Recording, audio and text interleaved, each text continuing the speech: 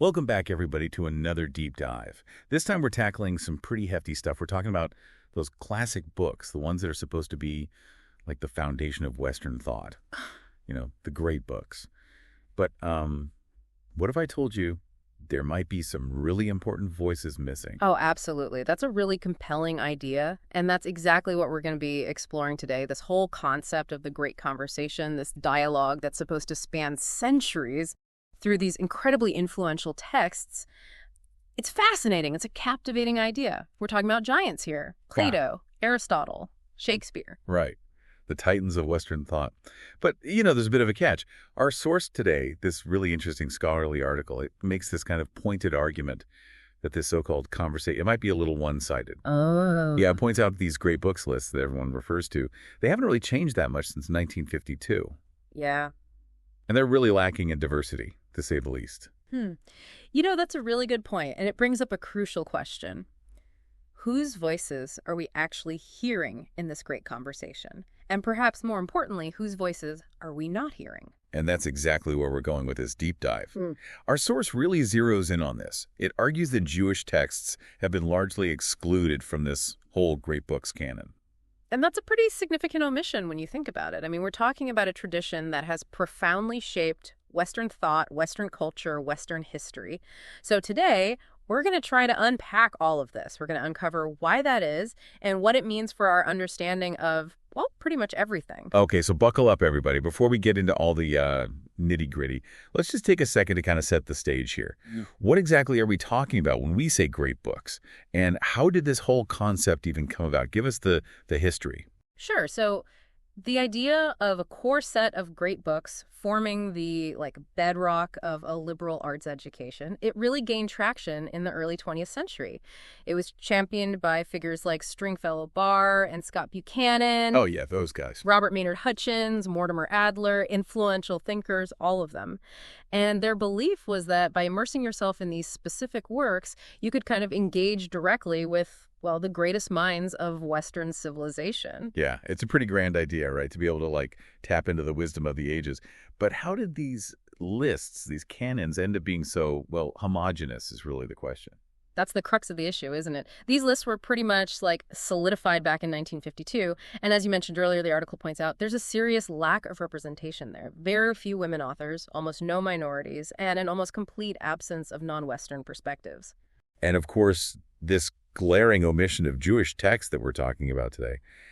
I mean, if we're really talking about the foundations of Western thought, how can we just ignore such a significant influence?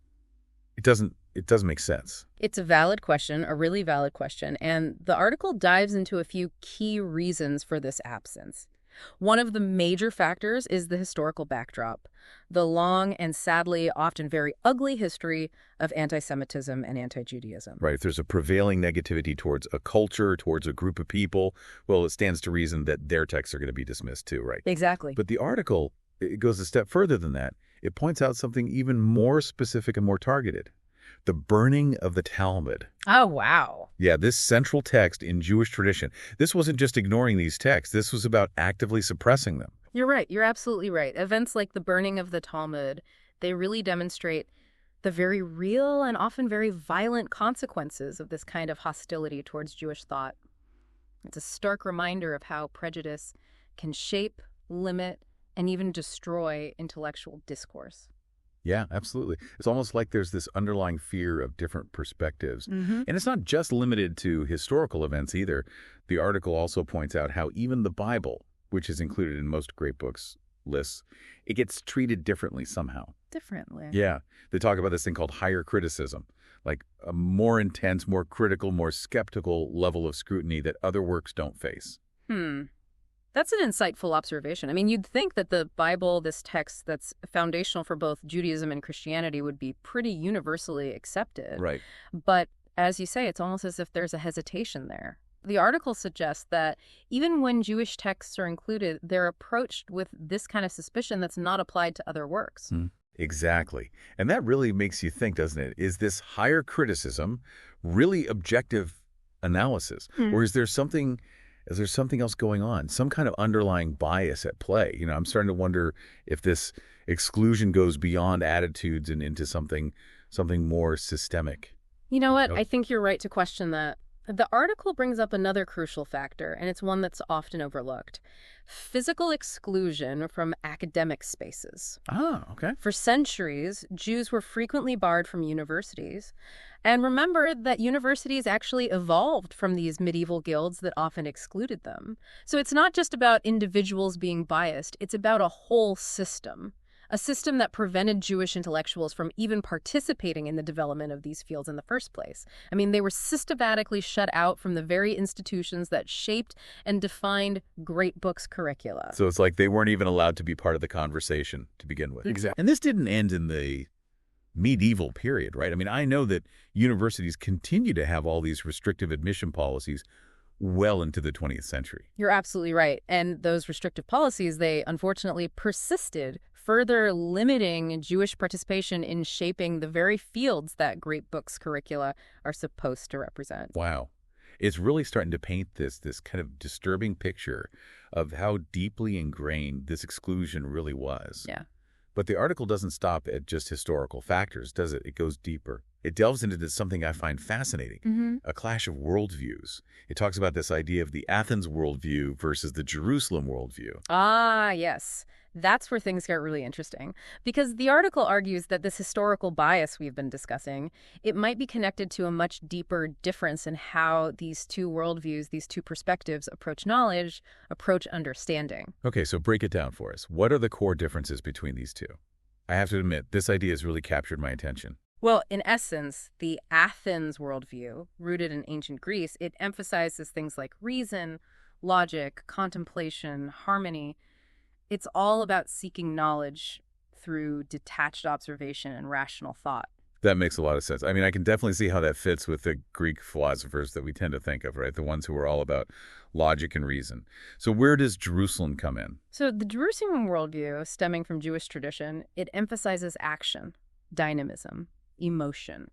It emphasizes a deep connection to God. It's a worldview where faith, tradition, and lived experience all play a really central role. It's less about, detached observation and more about actively engaging with the world. It's about seeking understanding through revelation and a relationship with the divine. Wow.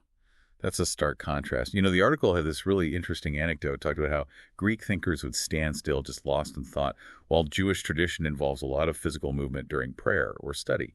And I thought it was just such a perfect illustration of that difference in approach, don't you think? Oh, absolutely. It highlights that these aren't just abstract concepts. They're reflected in how people actually engage with the world, how they seek knowledge. But it's important to note that the article isn't arguing that one worldview is better than the other. Right. It's not about choosing sides. Exactly. It's more about acknowledging that these are two very different but equally valid ways of understanding the world. Precisely. And it's suggesting that both the Athens and Jerusalem worldviews, they both have something valuable to contribute to the great conversation. In fact, they could even complement and challenge each other, leading to a much richer, more nuanced understanding of the world. I love that. Instead of a monologue, it becomes a real dialogue. And this is where the article makes a really thought-provoking point. It points out that even these central figures in Jewish tradition, figures like the shepherd, they've been viewed, historically, with suspicion, even disdain. And it even suggests that this bias, this prejudice, might even be reflected in early Greek accounts of the Exodus story. That's a fascinating observation. It suggests that these cultural biases run very deep, much deeper than we often realize, and can shape our interpretations of historical and literary texts in really profound ways. So where do we go from here? I mean, we've uncovered this long history of exclusion. We've explored these contrasting worldviews. But what does the article actually propose? How do we integrate these missing voices, these Jewish voices, into the great books curricula? Well, that's what we'll be exploring in part 2, so stay tuned. Les, welcome back, everybody. I hope you're ready for more. We've been going pretty deep into this idea that the great books, those cornerstones of Western thought, might be missing some really important perspectives, and specifically those rooted in Jewish tradition. Yeah, and we've uncovered a history of not just overlooking these texts, but actively excluding them, pushing them to the margins. It really makes you wonder what we might have missed out on all this time. Right. It's like we've been having this great conversation, but we've only been listening to one side of the story. So how do we change that? Where do we even begin to address this gap, this absence? Well, the article offers some interesting solutions, some ways forward, but before we get to those, I think it's worth taking a step back and asking, why does this even matter? How does all of this historical stuff, this deep dive into the past, how does it affect us today? That's the million-dollar question, isn't it? Because sometimes these really academic discussions, they can feel a bit, I don't know, removed from our everyday lives. What's the takeaway for the average listener? Why should they care? It's about understanding how we form our own worldviews. Think of it this way. We all have these mental frameworks, these lenses that we use to interpret the world around us, to make sense of things. And those frameworks, they're shaped by the stories we hear, the books we read, the ideas we encounter. Okay, yeah, I get that. Like those great books we've been talking about, right? Yeah. I mean, they've become part of our cultural DNA in a way. Precisely. And if those books, if those foundational texts only present a limited or incomplete picture of human thought, of human history, well then our own understanding of the world might be limited as well. Right. So it's not about throwing out the great books altogether. It's more about recognizing that they're just one piece of a much larger puzzle. Exactly. And by bringing in those missing voices, those different perspectives, those alternative ways of seeing the world, we can start to see that bigger picture more clearly. We can see the whole puzzle, not just a fragment of it. It's like adding a whole new dimension to this whole great conversation idea. And, you know, the article gives us a real-world example of how this can work in practice. They talk about the Shalem Center in Jerusalem. Remember, we touched on them earlier. They're actually in the process of building Israel's first liberal arts college with a curriculum that intentionally weaves together Jewish, Western, and Islamic traditions. It's such a fantastic model. They're not just tacking on a few extra texts as an afterthought. They're really creating this truly integrated approach where these different traditions are in conversation with each other from the very beginning. And that's what I think is so exciting. It's not just about filling in the gaps of history. Yeah. It's about creating something entirely new. Yeah. It's about creating a more vibrant, a more inclusive, great conversation for future generations. But to get there, we have to understand the cost of exclusion. Yeah, you're hitting on something really crucial here. The article makes a powerful argument about the consequences of silencing certain voices. For centuries, Jewish intellectuals were often denied access to mainstream academic institutions. They were shut out, marginalized, and as a result... Their contributions were marginalized, their ideas were overlooked, their potential was stifled. It's almost like we lost an entire branch of the intellectual family tree. And that raises a haunting question, a question that I think we all need to grapple with. What might the world have missed during those centuries of exclusion? What groundbreaking discoveries, what life-changing innovations, what paradigm-shifting ideas were never realized because those voices were silenced? It's a sobering thought, for sure. And it makes you realize that knowledge isn't just about accumulating facts. It's about embracing diverse perspectives. It's about allowing those different perspectives to challenge and enrich our understanding of the world. It's about growth.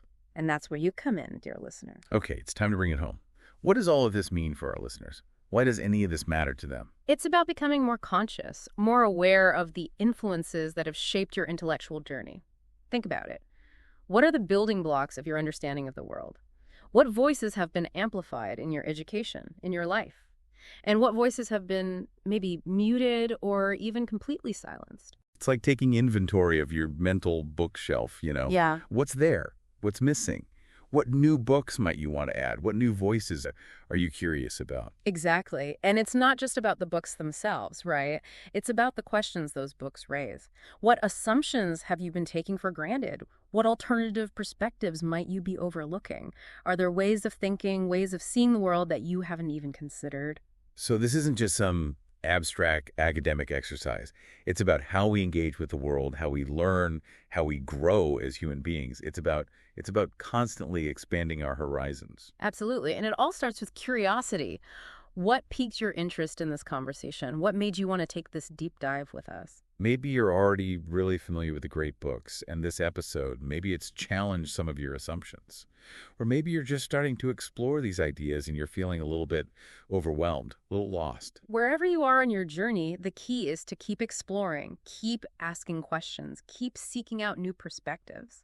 Don't be afraid to challenge your own assumptions. Don't just passively consume information. Let it spark your own intellectual adventure. Maybe seek out some of those Jewish texts that we've mentioned. See how they resonate with you. See how they challenge your thinking. And consider this. What other voices might be missing from the great conversation, whose perspectives are still being marginalized, overlooked, silenced? How can you help amplify those voices? How can you help create a richer, more inclusive, more vibrant intellectual landscape? Because ultimately, this great conversation, it belongs to all of us. It's a shared inheritance, a tapestry woven from countless threads of human thought, human experience.